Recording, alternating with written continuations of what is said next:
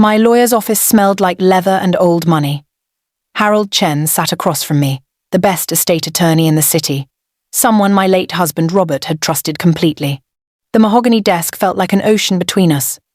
Harold held a document carefully, his bifocals sliding down his nose. It was the will that would change everything. My son Marcus had no idea.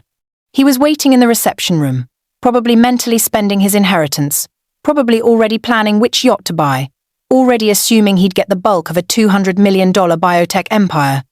Harold turned the page, and I caught his eyes widen, just slightly. That tiny reaction told me everything. Robert had done it. He had changed everything, just like he promised me he would. Exactly 3 weeks before the cancer took him, Robert had whispered to me in our bedroom, his voice weak from chemotherapy. "I'm tired of enabling him," he'd said. "I'm tired of a 42-year-old man behaving like a spoiled child. We're changing everything." I had promised him I would support whatever he decided. I had promised I would be strong after he was gone. And I had kept that promise. The lawyer removed his glasses and looked at me with something like respect. "Is he ready?" I asked. Harold nodded. "Shall I bring him in?" I simply nodded. My heart was steady. I had been waiting for this moment for weeks, and now that it was here, I felt calm, almost serene. Harold walked to the door and opened it. Marcus came in with that familiar swagger, the walk he'd perfected over decades, the walk that said he owned the room and everything in it. He wore an expensive suit that I'd helped him pay for years ago. He looked confident. Too confident. He didn't greet me, didn't ask how I was, didn't acknowledge me at all. Harold sat back down and arranged the papers. "Marcus, your father's will requires both of you to be present. Let me start from the beginning. Robert built an empire in biotechnology over 40 years, from absolutely nothing into $200 million. That's what Marcus thought was coming to him. That was what he'd always assumed. The company had gone public 5 years ago, and the value had only continued to climb. Marcus believed he was entitled to that money, believed he'd earned it, simply by being born. But he had no idea what was actually in that will. He had no idea that Robert's mind, even at the end, even through the pain and the exhaustion, had been completely clear, and he had been very, very angry. Harold turned to the first major section of the will. The house, valued at $4.2 million, goes entirely to Margaret Chen, my wife. The investments, the stocks, the liquid assets totaling approximately $75 million go to charitable foundations I have selected. Marcus's face was beginning to pale. The company, valued at the remainder, Harold continued carefully, approximately $125 million, I have restructured into a trust. Here, Harold paused deliberately, letting the tension build. Marcus will receive a salary of $50,000 per year.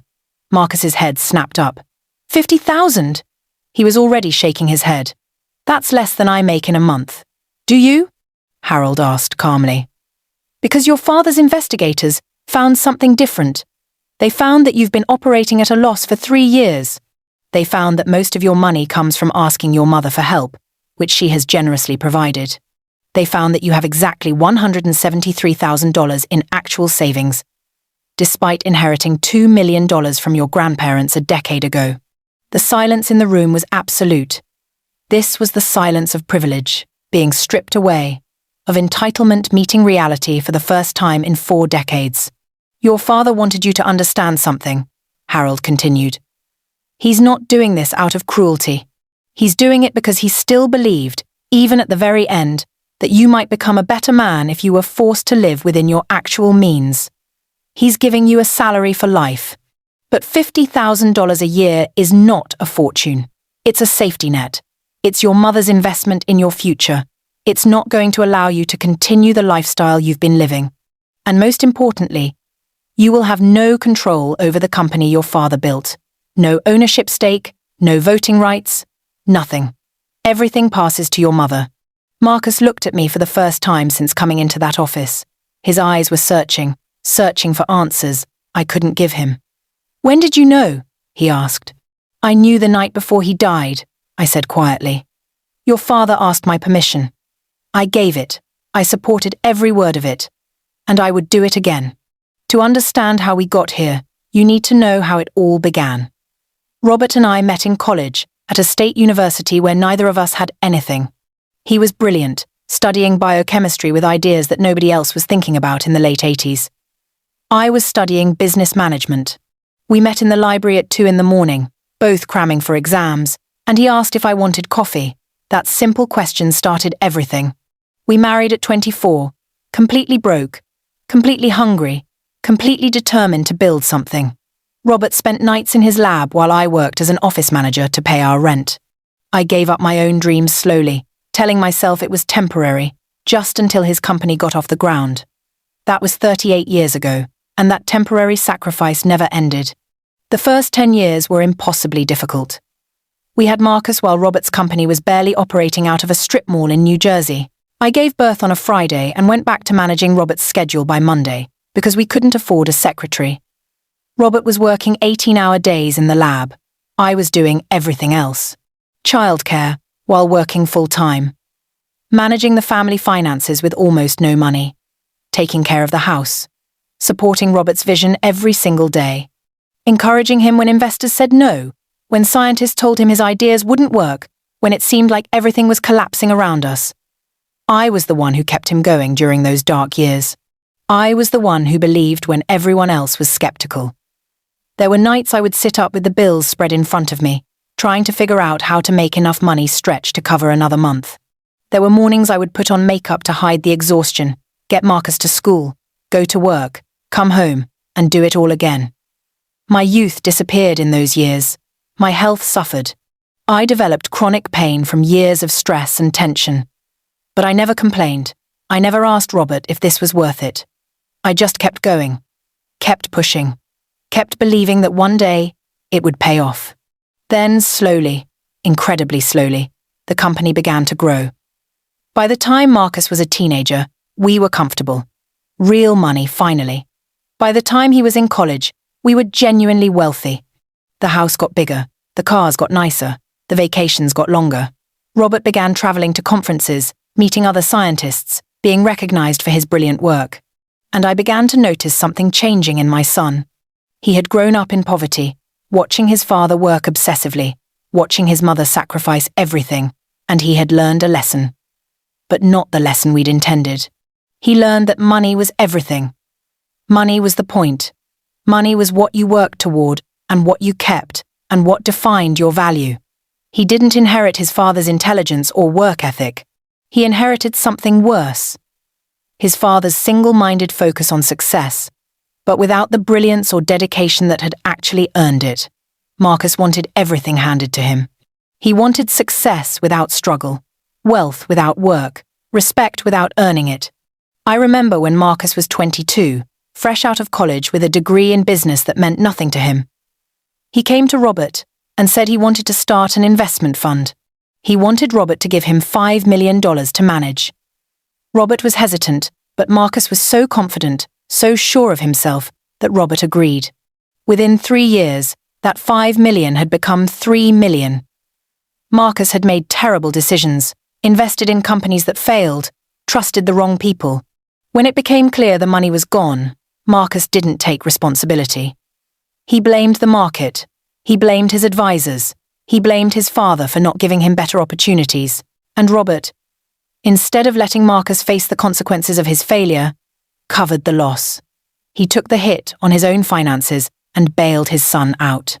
That was the beginning of the pattern that would never break. Robert and I fought about this constantly. I wanted to teach Marcus about responsibility, about earning what you received. Robert, by that point so successful that he couldn't imagine his son failing, kept giving money, kept bailing Marcus out, kept making excuses. When Marcus dropped out of 3 different colleges, Robert paid for private tutoring and eventually a tutor-led program instead of insisting on accountability. When Marcus made another terrible business decision and lost money again, Robert covered it. When Marcus bought a house he couldn't afford and the mortgage payments became impossible, Robert helped him refinance, essentially buying the house for him. It was endless.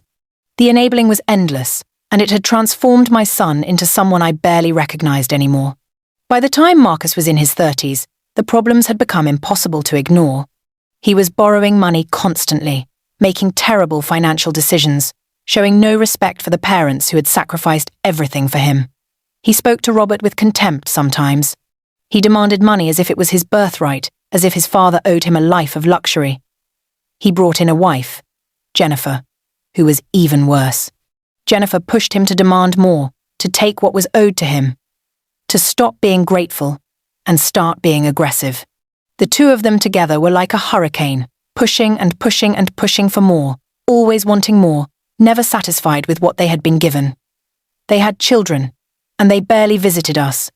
They wanted money for the children's trust funds, for their school, for their camps, for their futures. But they didn't want to actually see us, actually know us, actually care about us as people. We were just a bank, a bottomless account that existed to fund their lifestyle. I watched the disrespect escalate in ways that broke my heart. Robert would come home from the office, exhausted from managing the company, and Marcus would call demanding more money, more help, more support. He would call his father during important meetings, interrupt him at work, and Robert, who once spent 18 hours a day in the lab, building something from nothing, would stop everything to take his son's call. The company was going public.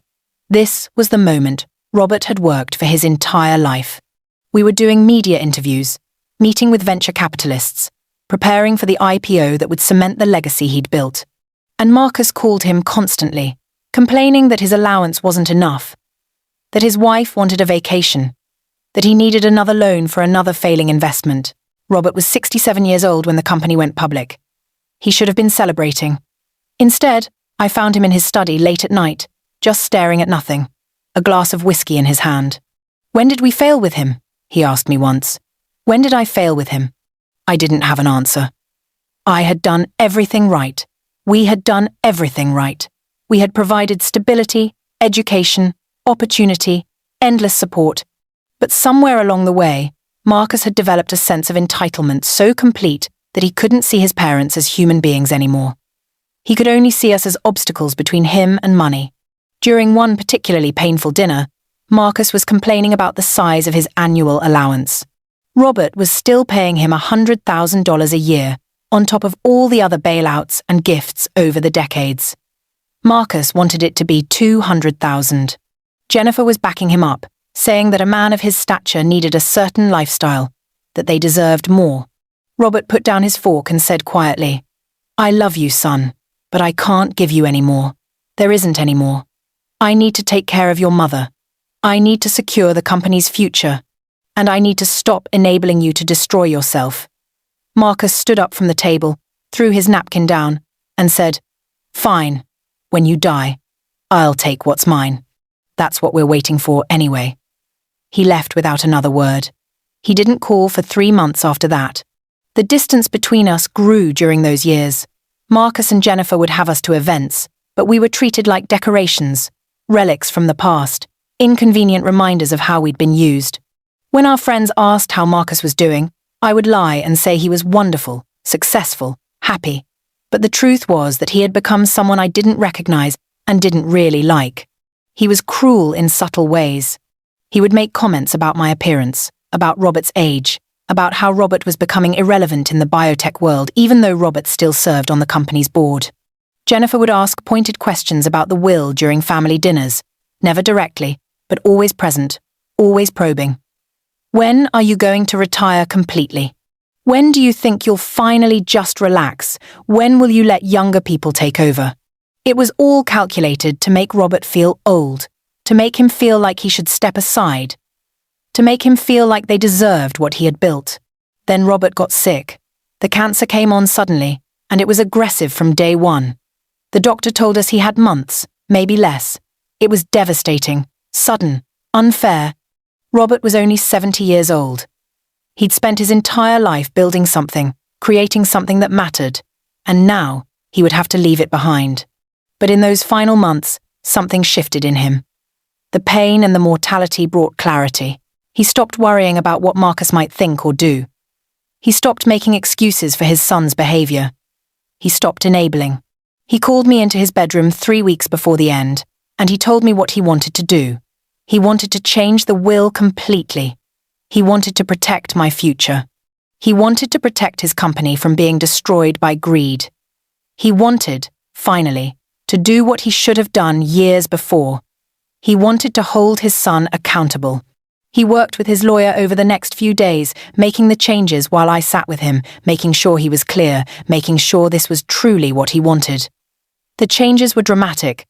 The house to me, worth over $4 million, giving me security, giving me a home.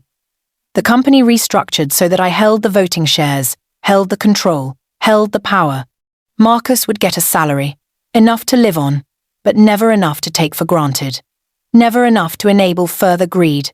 And Robert insisted on leaving a letter, a message explaining his reasons. He wanted Marcus to understand why. He wanted his son to know that this was done out of love, even though it might not feel that way. The day before Robert died, he called me to his room one last time. His voice was barely above a whisper. "Promise me something," he said. "Promise me you'll be strong. Promise me you won't let Marcus manipulate you. Promise me you won't feel guilty for protecting yourself. Promise me you'll protect what we've built together." I held his hand. And I promised him. I promised everything he asked for. I meant every word. Marcus barely came to see his father in those final weeks. He was busy, he said. He had important things to handle. He called a few times, but the conversations were always the same pattern. He was asking for something. More money, help with another investment, money for his wife's project, money for his children's education. He never asked his father how he was feeling. He never said he loved him. He never said he was sorry. He never visited and just sat with his father, just held his hand, just tried to understand what it felt like to be dying. And I think Robert finally understood what his endless enabling had created. He had created a man who didn't know how to love anyone but himself.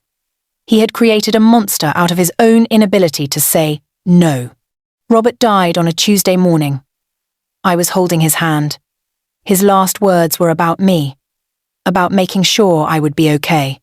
Then he was gone, and I became a widow and the sole trustee of $200 million. The funeral was 3 days later.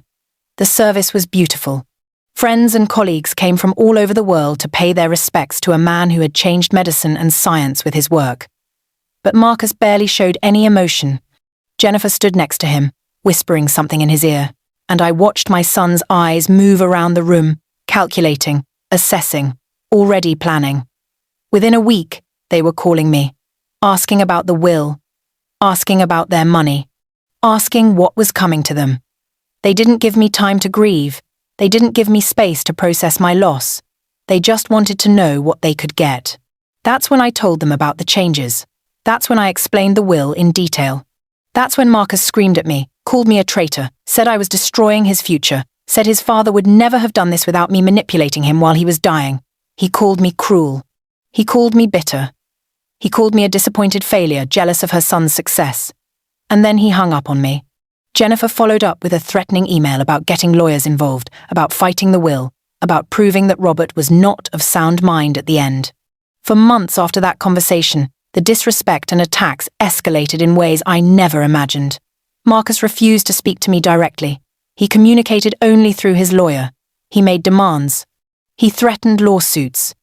He told people that I had taken advantage of Robert while he was dying, that I had manipulated him while he was on pain medication, that I was trying to steal what was rightfully his. The rumors spread.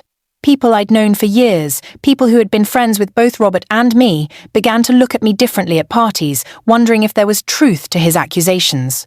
Jennifer was relentless, telling anyone who would listen that I was a gold digger, that I was the real villain in this story, that Robert had been senile at the end, and I had exploited his confusion for my own gain. It was devastating. It was humiliating. These were lies, but lies repeated enough times start to sound like truth to people who weren't there. But Robert's real friends, the ones who mattered, knew better. They knew what Robert had endured. They knew what his family had cost him, emotionally and financially.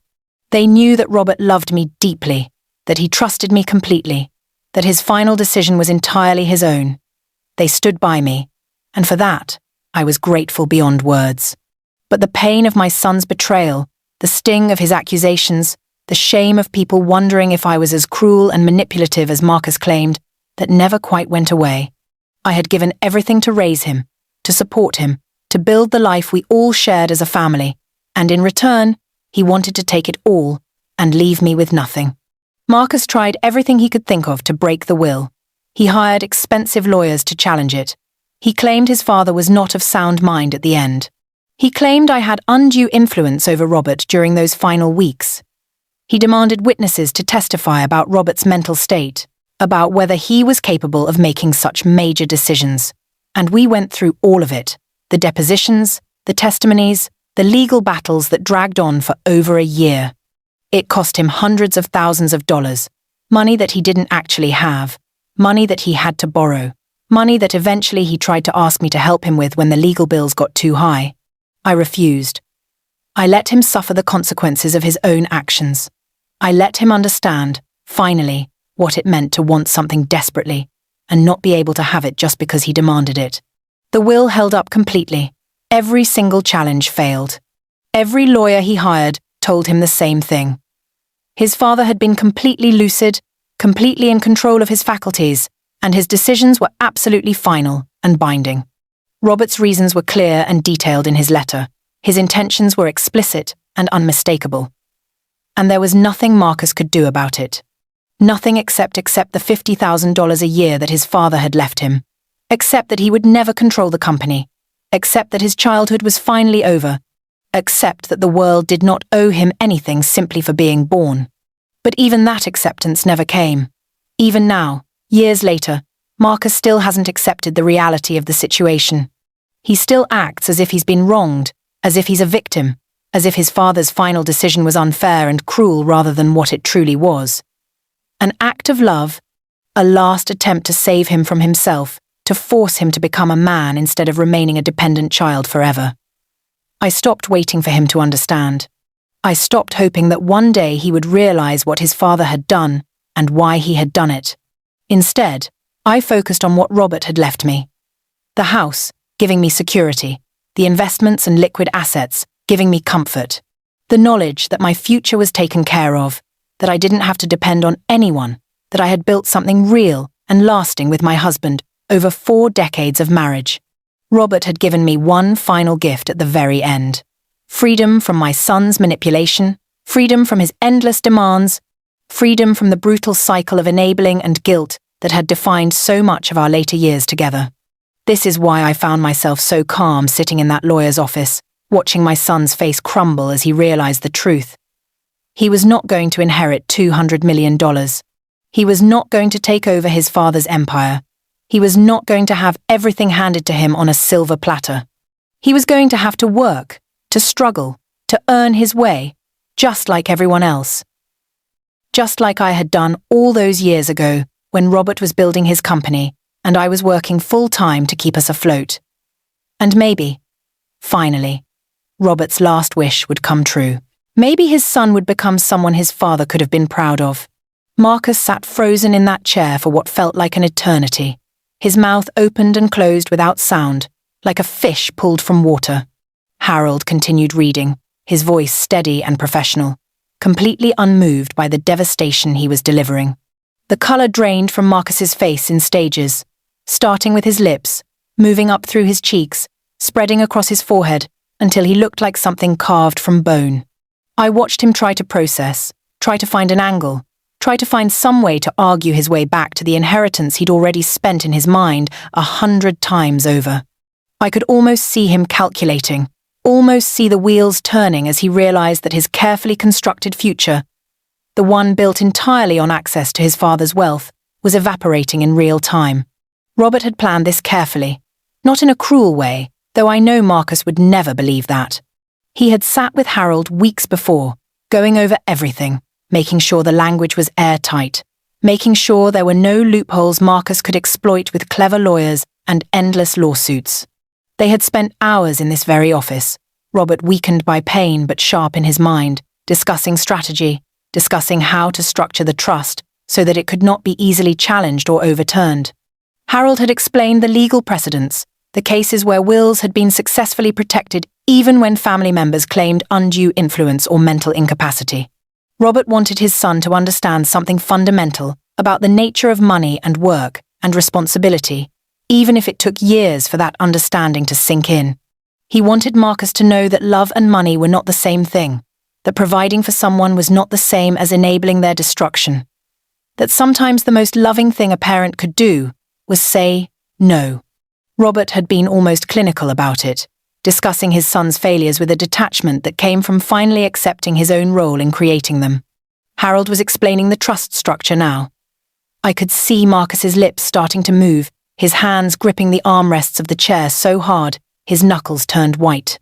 He kept looking at me as if I would suddenly announce that this was all a test, all a misunderstanding, that the real Will was somewhere else and we'd just been playing some bizarre game to teach him a lesson. But there was no game. There was only Robert's final decision, made clear and solid and legal and absolutely final. The documents in front of us told the whole story. The restructured company, the trust that I controlled as trustee, the company shares that were locked away from Marcus, accessible only to me for decisions that affected the future of what Robert had built over 40 years. A salary of $50,000 a year was specified with perfect clarity. Not a penny more. No discretionary funds. No emergency access. No special provisions or exceptions. Just a salary, which after taxes would be roughly $35,000 to live on annually. For a man who had been spending hundreds of thousands of dollars a year, it was a catastrophic reduction. For someone used to private schools for his children, vacation homes, luxury cars, expensive restaurants, it was nothing. It was less than poverty. It was a reminder that the world did not, in fact, revolve around him. I thought about the night Robert changed the will. He had called me into his room, and he was crying, actually crying, which he almost never did. He said, "I have failed him completely. I spent so much time trying to make him secure that I forgot to make him a man." His hands were shaking as he gripped the sheets, as if the realization itself was physically painful. He had looked at me with eyes that carried the weight of 40 years of decisions, some brilliant, some terrible, most somewhere in between. Robert understood by then what his enabling had done. He understood that every time he bailed Marcus out, every time he covered a failed business decision, every time he said yes, when he should have said no, he was teaching his son that consequences were for other people, that accountability was negotiable, that love meant covering your tracks and fixing your mistakes and making sure you never had to face the real world. He had said to me that night, in a voice barely above a whisper, that he had created a monster without meaning to, that he had confused love with unlimited provision, that he had spent so many years running from his own poverty, that he had forgotten why poverty had been such a good teacher. Robert understood that this final act, this taking away of the easy money, might be the only real gift he could leave his son. The gift of forced maturity, the gift of having to actually work, the gift of learning what everyone else learned the hard way. That the world does not care what you want. It cares only what you earn. It was Robert's last attempt at redemption. Not for himself, but for his son. "This is insane," Marcus said finally, his voice cracking. "This is completely insane. You're telling me my father, who built $200 million, is leaving me $50,000 a year. That's less than I make in a week. That's less than I spend on one vacation." Harold nodded, his expression sympathetic but unmoved. "That is what the will specifies. Your father was very clear about his intentions. He provided a letter explaining his reasoning, which he wanted you to read." Marcus actually laughed then, a sound like glass breaking. "A letter? He left me a letter? Like I'm some kind of ungrateful child he needs to correct. My father was senile at the end. She put him up to this." He looked at me, his eyes filled with something like hatred. "You poisoned him against me when he was dying. You filled his head with ideas about teaching me a lesson. This is elder financial abuse. This is manipulation. This is theft." The words hit me like physical blows, but I didn't flinch. I didn't defend myself. I didn't explain. I simply sat there, calm and still, while my son accused me of the very things I had actually protected him from. The very sins he had committed against both Robert and me repeatedly for years. I had expected this. Robert had warned me that Marcus would do this, would strike out, would say terrible things, would try to make me the villain in his own story. That was the nature of people like Marcus, Robert had said quietly. They can never accept responsibility. They can only look for someone to blame. Harold had printed copies of the letter Robert left. He slid one across the table to Marcus, but Marcus didn't touch it. He just stared at it, as if it might explode. Finally, after several minutes of silence, I picked up my copy and began to read it aloud, because I knew Marcus wouldn't read it himself, and I thought he deserved to hear his father's words, even if he didn't want to. "My son," Robert had written, "if you are reading this, it means I am gone, and you are learning about the changes I have made to my will. I know you are angry. I know you feel betrayed. I know you believe this is unfair and that I have made a terrible mistake. But before you hire lawyers and start planning how to fight this, I want you to understand why I did it. I did it because I love you. I did it because I finally understood that everything I was giving you was destroying you. I did it because I realized, too late perhaps, that love was not measured in dollars, and that real wealth was not money but character. Not inheritance, but the knowledge of how to work, how to struggle, how to earn what you have. When I was your age, I had nothing. Your mother and I had nothing.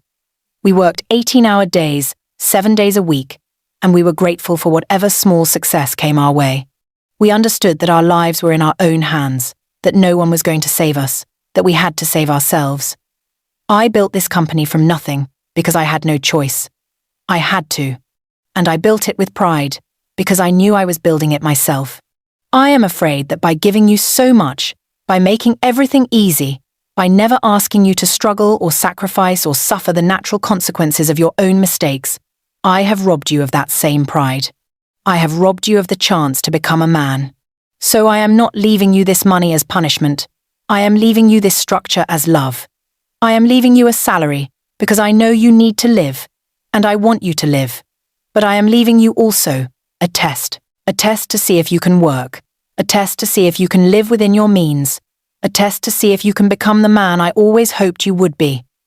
Perhaps you will fail this test. Perhaps you will spend beyond your salary and ruin yourself financially, which is possible, but at least it will be your ruin, earned by your own choices, not inflicted upon you by my money. And perhaps, just perhaps, you will succeed. Perhaps you will discover that you are capable of more than I ever gave you credit for. Perhaps you will learn to work, to build, to create, not out of need but out of pride in your own work. That is what I am hoping for. I finished reading, and the silence in Harold's office was complete. The letter had been perhaps the cruelest part of the will, not because it was harsh, but because it was honest. Robert had laid everything bare, had explained exactly what he had seen, had articulated the problem in language Marcus could not misunderstand or twist into some conspiracy theory. Marcus had gone very white again. He stood up abruptly and walked to the window, pressing his hands against the glass as if he might push through it and escape into some other reality, where his father had not betrayed him, where the easy money was still waiting, where his life didn't actually have to change at all. I watched him in profile, watched the way his shoulders shook slightly, and I wondered if he was crying or just trying to absorb the magnitude of what had just happened. He had come into this office expecting to be rich. He was leaving it with nothing but a salary and a father's judgment rendered in stone and law. But there was no escape. There was only this new world. This world where he would have to actually work, where his parents' love came with boundaries and conditions, where he would have to learn what it meant to be a man. The legal battle started within days. Marcus hired expensive lawyers, the kind that Robert had built the will specifically to withstand. The lawyers filed challenges claiming that Robert was not of sound mind at the end, that he was under the influence of painkillers, that his wife had manipulated him into changing his will against his true wishes. They demanded psychiatric evaluations and full medical records. They claimed undue influence and questioned the validity of the entire will. They suggested that I had been whispering in Robert's ear during his final days, filling his head with resentment toward his son, poisoning his judgment with my own bitterness and jealousy. They painted me as a gold digger who had seen the opportunity to increase my own inheritance at Marcus's expense. It was brutal and expensive and exhausting, And I had to relive Robert's death and his reasons for changing the will over and over again in depositions and court hearings. I had to sit across from Marcus's lawyers while they questioned me for hours, trying to find inconsistencies in my story, trying to prove that I had manipulated Robert, trying to demonstrate that his decisions had not been his own. But the will held. Every doctor who had seen Robert in his final weeks confirmed that he was completely lucid and mentally sharp, despite the pain and the medications. Every nurse who had worked with him said he was clear about his wishes and his reasons. One nurse, a woman named Patricia, who had spent 16 hours a week with Robert during his final month, actually became emotional during her testimony, describing how Robert had spent considerable time discussing his will with her, how he had explained his reasoning, how he had been almost relieved to finally be making what he felt was the right decision. Harold produced documentation of every conversation Robert had had with him about the changes, showing that the decisions were entirely Robert's, made without pressure from me, made with clear intention and understanding. The court documents showed that Robert had actually become more organized and more precise in his thinking as he faced death, not less, as if he wanted to make absolutely sure that his final gift to his son was clear and unmistakable. The judge, after reviewing all the evidence, actually praised Robert's clear thinking and his obvious care in making what he knew would be a controversial decision. Throughout it all, I remained the unwilling villain in Marcus's narrative. He told people that I had stolen his inheritance while his father was dying. He told people that I was a cold-hearted woman who had turned his father against him. He told people that I was living off his father's money while denying him what was rightfully his, which was obviously absurd given that I was the one protecting his father's legacy from his son's greed. People believed him sometimes, in the way that people believe dramatic stories. And there were friends who slowly pulled away, who wondered if perhaps I really had manipulated Robert, if perhaps I really was the villain in this family tragedy. But the people who mattered, the people who had actually known Robert, the people who had watched him work and build and create something real, they stood by me. They understood that Robert's decision was consistent with everything he had ever valued and everything he had ever said about responsibility and work. They understood that Robert loved his son, but that love sometimes meant not giving someone what they wanted. They understood that the hardest thing a parent can do is let their child experience consequences. And they understood that I had honored Robert's final wishes, which was perhaps the most important thing I could have done. After the legal battle ended, after the last lawyer stopped calling, after Marcus finally accepted that the will was not going to change, the real aftermath began. He couldn't afford his house anymore. The legal fees alone had cost him hundreds of thousands of dollars, money that he had borrowed against future expectations that would never materialize. He had to sell the property his father had helped him buy years ago, the one that had been purchased with borrowed money and parental backing. He took a substantial loss on the sale because he needed cash immediately, and banks were suddenly not as eager to lend to him once his inheritance prospects had evaporated.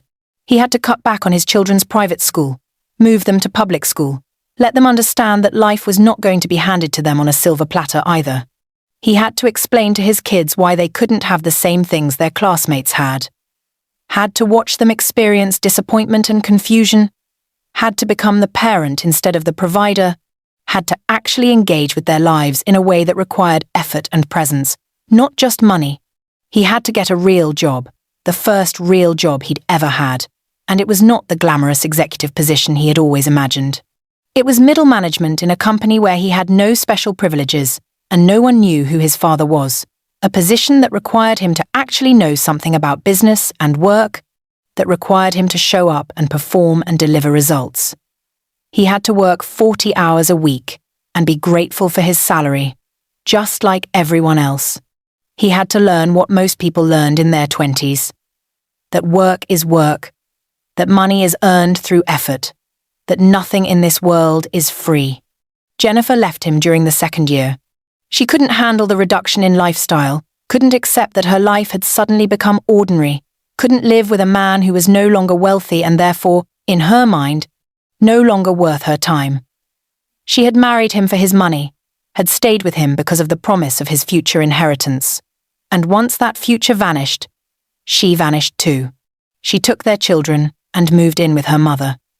and she told people that Marcus had ruined the family, that he had destroyed their future, that he was responsible for her reduced circumstances.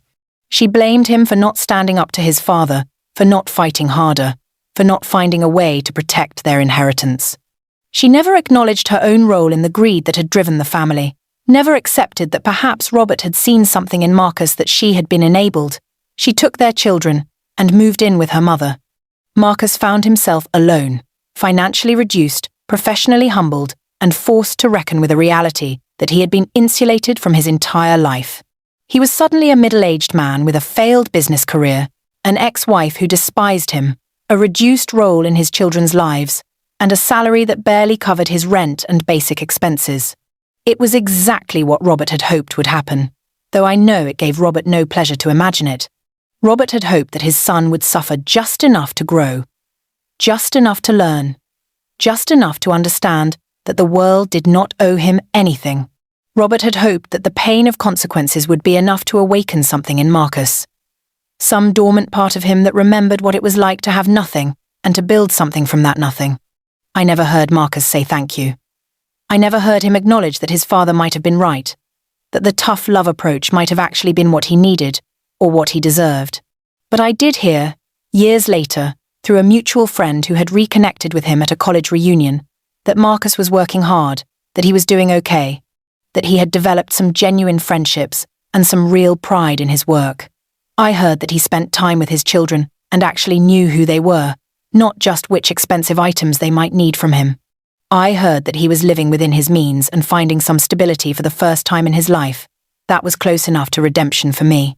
That was enough to believe that Robert had known what he was doing, that he had made the right choice, that even though it had been painful and expensive and terrifying, in the end he had managed to give his son the greatest gift of all, the gift of having to become himself. Years later, when I was sorting through Robert's personal papers, I found letters he had written to Marcus but never sent, drafts of explanations and apologies for not holding boundaries sooner, for allowing the enabling to go on as long as it had, for being so focused on his own work that he had failed to notice how deeply he was harming his son with his generosity. Some of these letters were dated years before Robert's illness, going back to times when Marcus had asked for money and Robert had written drafts trying to explain why he was saying no, only to crumple them up and give the money anyway.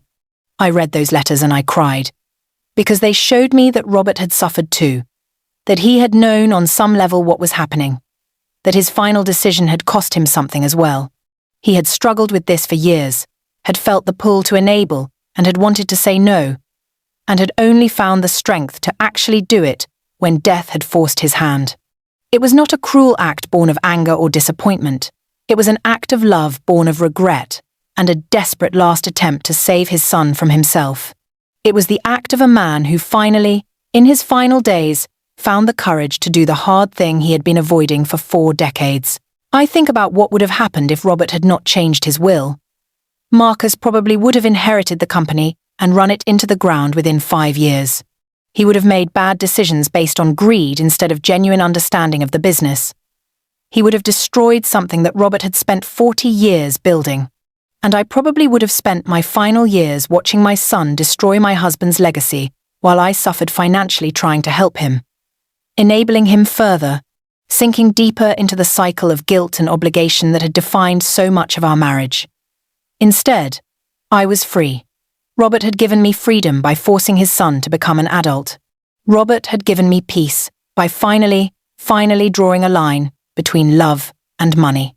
Robert had given me the greatest gift a dying man could give his wife, the knowledge that he had protected me, that he had thought of my future, that he had loved me enough to do the hard thing. I distributed the charitable donations exactly as Robert had specified. The house became my sanctuary, a place where I could finally rest without guilt, without the weight of other people's expectations and demands.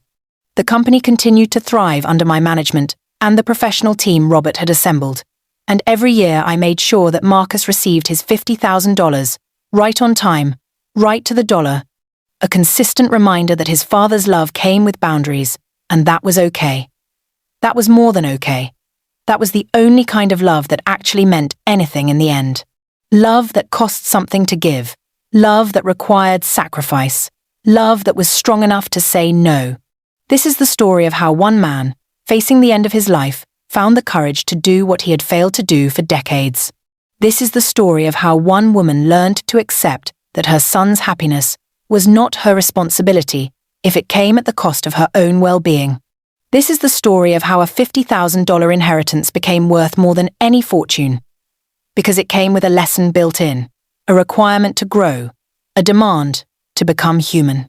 This is the story of how love and money got so twisted together that it took the ultimate act of separation to make either of them mean anything again. If you're watching this and you have children, if you have family members who are exhausting you financially or emotionally, I want you to know that it is okay to say no. It is okay to draw boundaries. It is okay to love someone and still protect yourself. Your children don't need your money. They need your example. They need to see you choosing yourself sometimes.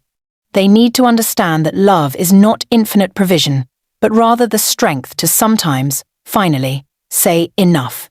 I spent decades thinking I was giving my family a gift by sacrificing myself. I spent decades thinking that love was measured in dollars and that commitment meant enabling. Robert had to face death to understand that I was wrong. He had to face his own mortality to realize that the greatest gift he could give his son was not money but the forced opportunity to become a man. And me. I had to lose him to understand that protecting myself was not selfish. It was necessary. It was survival. Did I do the right thing? I think so. Did Robert do the right thing? I know he did. The only question is whether Marcus will ever understand that. And honestly, I'm not sure it matters anymore. What matters is that I understand it. What matters is that I survived it. What matters is that the cycle, finally, broke.